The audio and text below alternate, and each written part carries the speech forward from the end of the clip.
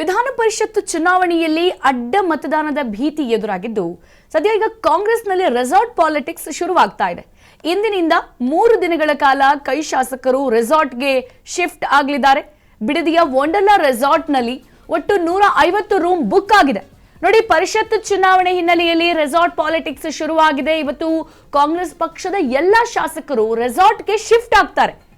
ರಾಜ್ಯ ರಾಜಕೀಯದ ಬಹಳ ದೊಡ್ಡ ಡೆವಲಪ್ಮೆಂಟ್. ಸಂಜೆ 6 ಗಂಟೆಗೆ ಕಾಂಗ್ರೆಸ್ ಶಾಸಕಾಂಗದ ಪಕ್ಷದ ಸಿಎಲ್ಪಿ ಸಭೆ ನಡೀತಾ ಇದೆ. ಡಿಕೆ ಶಿವಕುಮಾರ್ ಸಿಎಂ ಆದ ಬಳಿಕ ಮೊದಲನೇ ಬಾರಿಗೆ ಸಿಎಲ್ಪಿ ಸಭೆಯನ್ನ ಮಾಡ್ತಾ ಇರೋದು. ಹಾಗಾಗಿ ಬಿಡದಿಯ ವಂಡರ್ಲಾ ರೆಸಾರ್ಟ್ ನಲ್ಲಿ ಈ ಸಿಎಲ್ಪಿ ಸಭೆ ನಡೀತಾ ಇದೆ.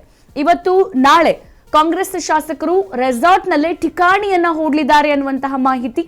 ಇನ್ನು ಜೂನ್ 18ರಂದು ತಂಡವಾಗಿ ಇವರೆಲ್ಲರೂ ಕೂಡ ಮತದಾನಕ್ಕೆ ತೆರಳುತ್ತಾರೆ. ಪರಿಷತ್ ಚುನಾವಣೆ ಹಿನ್ನೆಲೆಯಲ್ಲಿ ಸದ್ಯ ಈಗ ರೆಸಾರ್ಟ್ ಪಾಲಿಟಿಕ್ಸ್ ಶುರುವಾಗಿರುವಂತದ್ದು. ವಂಡರ್ಲಾ ರೆಸಾರ್ಟ್ ನಲ್ಲಿ ಈಗಾಗಲೇ 150 ರೂಮ್ಗಳನ್ನ ಬುಕ್ ಮಾಡಲಾಗಿದೆ. ಇವತ್ತು ನಾಳೆ ಕಾಂಗ್ರೆಸ್ ಶಾಸಕರು ಅಲ್ಲೇ ವಾಸ್ತವ್ಯವನ್ನ ಕೂಡ ಹೂಡಲಿದ್ದಾರೆ ಅನ್ನುವಂತಹ ಮಾಹಿತಿ ಲಭ್ಯವಾಗ್ತಾ ಇರೋದು. ನೋಡಿ, ಡಿಕೆ ಶಿವಕುಮಾರ್ ಸಿಎಂ ಆದ ಬಳಿಕ ಮೊದಲನೇ ಬಾರಿಗೆ ಸಿಎಲ್ಪಿ ಸಭೆ ನಡೀತಾ ಇರೋದು. ಸಂಜೆ 6 ಗಂಟೆಗೆ ಈ ಕಾಂಗ್ರೆಸ್ ಶಾಸಕಾಂಗ ಪಕ್ಷದ ಸಭೆ ನಡೆಯುತ್ತೆ. ಇನ್ನು ಡಿಕೆ ಶಿವಕುಮಾರ್ ಸಿಎಂ ಆದ ಬಳಿಕ ಮೊದಲ ಬಾರಿಗೆ ಸಿಎಲ್ಪಿ ಸಭೆ ನಡೀತಾ ಇರೋದು. ಹಾಗಾಗಿ ಬಹಳ ದೊಡ್ಡ ಚಿತ್ತ ಡಿಕೆ ಶಿವಕುಮಾರ್ ಅವರ ಸಿಎಲ್ಪಿ ಸಭೆ ಮೇಲೆ ನೆಟ್ಟಿರುವಂಥದ್ದು ಇವತ್ತು ನಾಳೆ ನಡೆಯುತ್ತೆ.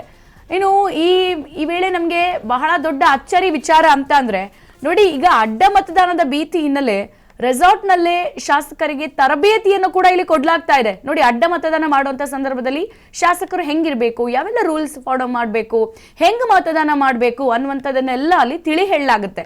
ಜೊತೆಗೆ ಕಾಂಗ್ರೆಸ್ನ 14 ಶಾಸಕರನ್ನ ಈಗ ಜೆಡಿಎಸ್ ಸಂಪರ್ಕ ಮಾಡಿರುವಂತ ಕುರಿತು ಮಾಹಿತಿ ಲಭ್ಯವಾಗ್ತಾ ಇದೆ. ಕಾಂಗ್ರೆಸ್ನ 14 ಶಾಸಕರನ್ನ ಜೆಡಿಎಸ್ ತೆನೆ ಹೊತ್ತ ಮಹಿಳೆ ಸಂಪರ್ಕ ಮಾಡಿದೆ ಅನ್ನುವಂತಹ ಮಾಹಿತಿ ಈಗ ಸಿಗ್ತಾ ಇರುವಂತದ್ದು. ನೋಡಿ, ಪಕ್ಷೇತರ ಶಾಸಕರನ್ನ HDK ಖುದ್ದು ಸಂಪರ್ಕ ಮಾಡಿದ್ದಾರೆಂಬ ಅನುಮಾನವನ್ನ ವ್ಯಕ್ತಪಡಿಸ್ತಾ ಇದೆ ಕಾಂಗ್ರೆಸ್. HD ಕುಮಾರಸ್ವಾಮಿ ಹೆಂಗಾದ್ರೂ ಮಾಡಿ ಸರ್ಕಾರವನ್ನ ಮಾಡಬೇಕು, ಜೆಡಿಎಸ್ ಅನ್ನ ನಿಲ್ಲಿಸಬೇಕು ಅನ್ನುವಂತ ನಿಟ್ಟಿನಲ್ಲಿ ಈಗ ಇಲ್ಲಿ ಮತ್ತೆ ಕುದುರೆ ವ್ಯಾಪಾರ ಶುರು ಮಾಡಿದ್ದಾರೆ ಅನ್ನುವಂಥದ್ದು ಅನುಮಾನ ಬರ್ತಾ ಇರೋದಷ್ಟೇ. ಇದೇ ಕಾರಣಕ್ಕೆ ಈಗ ಕಾಂಗ್ರೆಸ್ ಶಾಸಕರನ್ನ ಹಿಡಿದಿಟ್ಟುಕೊಳ್ಳೋಕೆ ಈಗ ಈ ಸಿಎಲ್ಪಿ ಒಂದು ಮೀಟಿಂಗ್ ಮುಖಾಂತರ 2 ದಿನಗಳ ಕಾಲ ಬಿಡದೆ ರೆಸಾರ್ಟ್ಗೆ ಅವರನ್ನ ಶಿಫ್ಟ್ ಮಾಡಲಾಗ್ತಾ ಇದೆ. ಒಂದೇ ಒಂದು ಮತ ಕೂಡ ಇಲ್ಲಿ ತಪ್ಪಾಗದಂತೆ ಎಚ್ಚರವನ್ನ ವಹಿಸಿ ಟ್ರೈನಿಂಗ್ ಮಾಡಲಾಗುತ್ತೆ.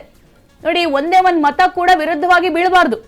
ಕಾಂಗ್ರೆಸ್ ವಿರುದ್ಧವಾಗಿ ಒಂದು ಮತ ಬೀಳಬಾರ್ದು, ಅವ್ರಿಗೆ ಯಾವುದೇ ಭಿನ್ನ ಮತ ಮೂಡಬಾರ್ದು, ಕಾಂಗ್ರೆಸ್ ಪರವಾಗಿ ಇರಬೇಕು. ಸಿಎಲ್ಪಿ ಮೀಟಿಂಗ್ ಅಂದ್ರೆ ಏನು, ಇವೆಲ್ಲ ಆಯಾಮಗಳಲ್ಲೂ ಕೂಡ ಅವ್ರಿಗೆ ಟ್ರೈನಿಂಗ್ ಅನ್ನ ಮಾಡಲಾಗುತ್ತೆ. ನೋಡಿ, ಅಡ್ಡ ಮತದಾನದ ಭೀತಿ ಒಂದ್ ಕಡೆ ಈಗ ಕಾಂಗ್ರೆಸ್ ನಲ್ಲಿ ಇರುವಂತದ್ದು. ಕಾಂಗ್ರೆಸ್ನ 14 ಇಲ್ಲಿ ಶಾಸಕರನ್ನ ಸಂಪರ್ಕ ಮಾಡಿದೆ. ಅದರ ಜೊತೆಗೆ 3 ಪಕ್ಷೇತರ ಅಭ್ಯರ್ಥಿಗಳು ಕೂಡ ಇದ್ದಾರೆ.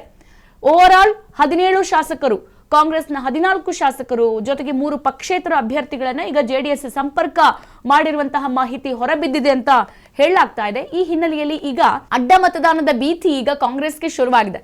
ಹಾಗಾಗಿ ರೆಸಾರ್ಟ್ಗೆ ಶಾಸಕರನ್ನ ಶಿಫ್ಟ್ ಮಾಡಲಾಗ್ತಾ ಇದ್ದು, ಶಾಸಕರನ್ನ ಹಿಡಿದಿಟ್ಟುಕೊಳ್ಳಕ್ಕೆ ಡಿಕೆ ಶಿವಕುಮಾರ್ ಇನ್ನಿಲ್ಲದ ಕಸರತ್ತನ್ನ ಮಾಡ್ತಾ ಇದ್ದಾರೆ. ನೋಡಿ, ಬಹಳ ಅಳೆದು ತೂಗಿ ಬಹಳ ದೊಡ್ಡ ಸಂದಿಗ್ಧ ಪರಿಸ್ಥಿತಿಯಲ್ಲಿ ಕರ್ನಾಟಕದ ಮುಖ್ಯಮಂತ್ರಿಯಾಗಿ ಅಧಿಕಾರದ ಚುಕ್ಕಾಣಿಯನ್ನ ಹಿಡಿದಿದ್ದು ನಮ್ಮ ಡಿಕೆ ಶಿವಕುಮಾರ್ ಅವರು. ಹಾಗಾಗಿ ಇಲ್ಲಿ ಅಡ್ಡ ಮತದಾನದಿಂದ ಪರಿಣಾಮ ಏನಾದರೂ ಬೀರಿದ್ರೆ ಅಥವಾ ಬೇರೆ ಪಕ್ಷದವರು ಈಗ ನಮ್ಮ ಶಾಸಕರನ್ನ ಪರ್ಚೇಸ್ ಮಾಡಿಬಿಟ್ರೆ ಸರ್ಕಾರಕ್ಕೆ ಹೊಡೆತ ಬೀಳುತ್ತೆ. ಮ್ಯಾಜಿಕ್ ನಂಬರ್ ಶೋ ಮಾಡೋಕ್ಕಾಗಲ್ಲ. ಹಾಗಾಗಿ ಈ ಎಲ್ಲ ಆಯಾಮದಲ್ಲೂ ಕೂಡ ಡಿಕೆ ಶಿವಕುಮಾರ್ ಬಹಳ ಜಾಗರೂಕತೆಯಿಂದ ಎಚ್ಚರವನ್ನ ವಹಿಸಿ ಈ ತೀರ್ಮಾನ ತೆಗೆದುಕೊಂಡಿರುವುದು. ಈ ಹಿಂದಿನ ಸರ್ಕಾರದಲ್ಲಿ ನೀವು ಗಮನಿಸಿದ್ರೆ ಅಲ್ಲೂ ಕೂಡ ಇದೇ ತರದ ಒಂದು ಕುದುರೆ ವ್ಯಾಪಾರ ನಡೆದಿತ್ತು. ಬಿಜೆಪಿ ಸರ್ಕಾರ ಕಾಂಗ್ರೆಸ್ನ 13 ಶಾಸಕರನ್ನ ವ್ಯಾಪಾರ ಮಾಡಿಬಿಟ್ಟು ಅವರ ಸರ್ಕಾರವನ್ನ ರಚಿಸಿದ್ರು. ಸೊ ಅದೇ ಆಯಾಮದಲ್ಲೂ ಕೂಡ ಡಿಕೆ ಶಿವಕುಮಾರ್ ಖುದ್ದು ದೆಹಲಿಗೆ ತೆರಳಿ, ಮುಂಬೈಗೆ ತೆರಳಿ ನಮ್ಮ ಕಾಂಗ್ರೆಸ್ ಇಂದ ಬಿಟ್ಟೋದಂತ ಶಾಸಕರನ್ನ ಮನವೊಲಿಸೋಕೆ ಇನ್ನಿಲ್ಲದ ಕಸರತ್ತನ್ನು ಆಗ್ಲೂ ಕೂಡ ಮಾಡಿದ್ರು.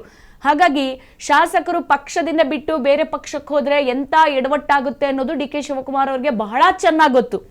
ಈ ನಿಟ್ಟಿನಲ್ಲಿ ಇಲ್ಲಿ ಇರುವಂತ ಶಾಸಕರನ್ನ ಈಗ ಕಳ್ಕೊಳ್ಳೋಕೆ ಇಷ್ಟ ಇಲ್ಲ. ಹಾಗಾಗಿ ಸಿಎಲ್ಪಿ ಮೀಟಿಂಗ್ ಒಂದು ನೆಪ.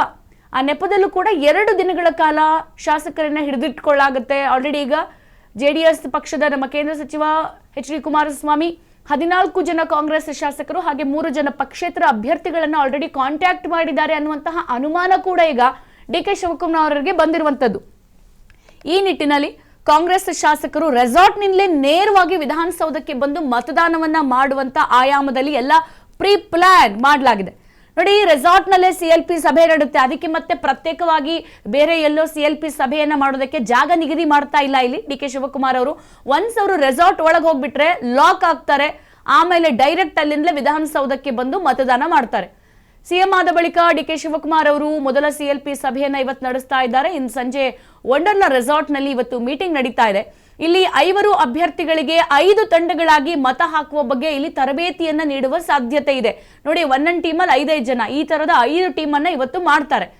ಸೊ ಈ ಶಾಸಕರನ್ನ ಈಗ ಕುಮಾರಸ್ವಾಮಿ ಸಂಪರ್ಕಿಸಿದ್ದಾರೆ ಅನ್ನುವಂಥದ್ದು ಈಗ DK ಶಿವಕುಮಾರ್ ಅವರಿಗೆ ಬಹಳ ಗೊಂದಲ ಶುರುವಾಗ್ಬಿಟ್ಟಿದೆ. ಸರ್ಕಾರವನ್ನ ಬಹಳ ಕಷ್ಟಪಟ್ಟು ಕಟ್ಬಿಟ್ಟಿದ್ದಾರೆ. ಅದು ಕೂಡ ನೋಡಿ, ಎಂತ ಅಹಿಂದ ನಾಯಕ, ಟಗರು ಅಂತ ಹೇಳಿ ಗುರುತಿಸಿಕೊಂಡಂತಹ ನಮ್ಮ ಸಿದ್ದರಾಮಯ್ಯ ಅವರನ್ನ ಪದತ್ಯಾಗ ಮಾಡಿಸಿ ಅವರು ಮುಖ್ಯಮಂತ್ರಿ ಸ್ಥಾನಕ್ಕೆ ಏರಿರುವಂತದ್ದು. ಹಾಗಾಗಿ ಈಗ ಇವರು ಮುಖ್ಯಮಂತ್ರಿಯಾಗಿ 2 ವರ್ಷ ಕಂಟಿನ್ಯೂ ಮಾಡ್ಬೇಕಲ್ಲ. ಈ ಎಲ್ಲ ಆಯಾಮದಲ್ಲೂ ಕೂಡ ಎಲ್ಲೆಲ್ಲಿ ಲೂಪ್ ಹೋಲ್ಸ್ ಇದೆ ನೋಡಿ, ಲೂಪ್ ಹೋಲ್ಸ್ ಅನ್ನ ಅವರು ಅಷ್ಟು ಈಸಿಯಾಗಿ ಬಿಟ್ರೆ ಬೇರೆ ಪಕ್ಷದವರು ಈಸಿಯಾಗಿ ಎನ್ಕ್ಯಾಶ್ ಮಾಡ್ಕೊಂತಾರೆ. ಈ ಎಲ್ಲ ನಿಟ್ಟಿನಲ್ಲೂ ಕೂಡ ಈಗ DK ಶಿವಕುಮಾರ್ ಬಹಳ ಮುತುವರ್ಜಿಯಿಂದ, ಬಹಳ ಚಾಣಾಕ್ಷನಾಗಿ ನೋಡಿ, ಟ್ರಬಲ್ ಶೂಟರ್, ಒಂದು ಸಮಸ್ಯೆಯನ್ನ ಹೆಂಗ್ ಶೂಟ್ ಮಾಡ್ತಾರೋ ಅವ್ರ ಹೆಸರೇ ಟ್ರಬಲ್ ಶೂಟರ್ ಅಂತ ಹೇಳಿ. ಹಾಗಾಗಿ ಈಗ ಅವ್ರ ಪಕ್ಷದ ಟ್ರಬಲ್ ಅನ್ನು ಕೂಡ ಅವ್ರು ಶಮನ ಮಾಡ್ಬೇಕಲ್ಲ. ಹಾಗಾಗಿ ಯಾವ ಪಕ್ಷಕ್ಕೂ ಕೂಡ ಎಲ್ಲೋ ಒಂದು ಸಣ್ಣ ಕ್ಲೂ ಕೂಡ ಸಿಗದೆ ಅಂತೆ ಎಲ್ಲ ನೀಟಾಗಿ ಅವರು ಹೊಲ್ಕೊಂಡು ಬರ್ತಾ ಇದ್ದಾರೆ ಸೂಜಿ ದಾರದಿಂದ. ಹಾಗಾಗಿ ಈ 14 ಶಾಸಕರನ್ನ ಕೇಂದ್ರ ಸಚಿವ ಕುಮಾರಸ್ವಾಮಿ ಸಂಪರ್ಕಿಸಿದ್ದಾರೆ ಅಂತ ಹೇಳ್ಬಿಟ್ಟು ನೋಡಿ, ಎಂತ ವಿಪರ್ಯಾಸದ ಸಂಗತಿ. ಒಂದ್ ಕಡೆ DK ಶಿವಕುಮಾರ್ ಬಹಳ ಸರ್ಕಾರವನ್ನ ಮಾಡೇ ಸಿದ್ಧ ಅಂತ ಹೇಳಿ 2 ವರ್ಷಕ್ಕೆ ಪಾಪ ಹಠ ಹಿಡಿದು ಹಂಗೂ ಹಿಂಗೂ CM ಆಗ್ಬಿಟ್ರು. ಮತ್ತೊಂದು ಕಡೆಗೆ ಇಲ್ಲಿ HD ಕುಮಾರಸ್ವಾಮಿ ಅವ್ರಿಗೂ ಕೂಡ ಮುಖ್ಯಮಂತ್ರಿ ಆಗುವಂತಹ ಕನಸು ನೋಡಿ. ಅವ್ರಿಗಿಂತ ಅವರ ತಂದೆ HD ದೇವೇಗೌಡರಿಗೆ ಮಗನ್ ಒಂದ್ಸಲ ಆದ್ರೂ ಪೂರ್ಣ ಪ್ರಮಾಣದ ಮುಖ್ಯಮಂತ್ರಿಯಾಗಿ ನೋಡ್ಬೇಕು ಅನ್ನೋದು HD ದೇವೇಗೌಡರು ಸೇರಿದಂತೆ ಬಹಳ ಒಕ್ಕಲಿಗರಾಗಿರ್ಬೋದು ಮತ್ತೆ ಗೌಡ್ರು ಈ ಒಂದು ಸಮಾಜದ ಬಹಳ ದೊಡ್ಡ ಆಸೆ. ಅದರ ಜೊತೆಗೂ ಕುಮಾರಸ್ವಾಮಿಗೆ ಏನು ಫ್ಯಾನ್ ಬೇಸ್ ಕಡಿಮೆ ಇಲ್ಲ. DK ಶಿವಕುಮಾರ್ಗೆ ಯಾವ ತರಹದ ಫ್ಯಾನ್ ಬೇಸ್ ಇದೆ, ಅದೇ ರೀತಿಯಲ್ಲಿ ಒಬ್ಬ ಧೀಮಂತ ನಾಯಕನ ಸ್ಥಾನದಲ್ಲಿ ಬಹಳಷ್ಟು ಜನ ಕುಮಾರಸ್ವಾಮಿ ಅವರನ್ನ ನೋಡಿರುವಂತದ್ದು. ಹಾಗಾಗಿ ಅವರು ಮುಖ್ಯಮಂತ್ರಿ ಆಗ್ಬೇಕು ಅಂತ ಯಾರೆಲ್ಲ ಕನಸು ಕಾಣ್ತಿದಾರಲ್ಲ, ಅದರ ಜೊತೆಗೆ ಈ ದೋಸ್ತಿ ಸರ್ಕಾರ ಏನಿದೆ, BJP ಆಗಿರ್ಬೋದು ಹಾಗೆ JDS ಇನ್ನು ಸರ್ಕಾರ ಮಾಡಿದ್ರು ಕೂಡ ಮೈತ್ರಿಯಾಗಿ ಮಾಡ್ತಾರೆ ಅನ್ನುವಂತಹ ಮಾಹಿತಿ ಕೂಡ ಇದೆ. ಈ ನಿಟ್ಟಿನಲ್ಲಿ ಕುಮಾರಸ್ವಾಮಿ ಏನಾದ್ರೂ ಈ ಶಾಸಕರನ್ನ ಸಂಪರ್ಕಿಸಿ ಇಲ್ಲಿ ಆಪರೇಷನ್ ಅನ್ನ ಮಾಡಿ ಅವರನ್ನ ತಮ್ಮ ಪಕ್ಷಕ್ಕೆ ಕರ್ಕೊಂಡು ಹೋಗಿ ಸರ್ಕಾರವನ್ನ ರಚಿಸಿದ್ರೆ ಮತ್ತೆ ಕಾಂಗ್ರೆಸ್ ಇಲ್ಲಿ ಪಾತಾಳಕ್ಕೆ ಕುಸಿಯುವಂತ ಸಂದರ್ಭ ಇರೋದ್ರಿಂದ DK ಶಿವಕುಮಾರ್ ಎಲ್ಲ ಆಯಾಮದಲ್ಲೂ ಕೂಡ ತುಂಬಾ ಸ್ಟ್ರಾಂಗ್ ಆಗಿ ಇಲ್ಲಿ ಬಲೆಯನ್ನ ಹೆಣೆದಿದ್ದಾರೆ.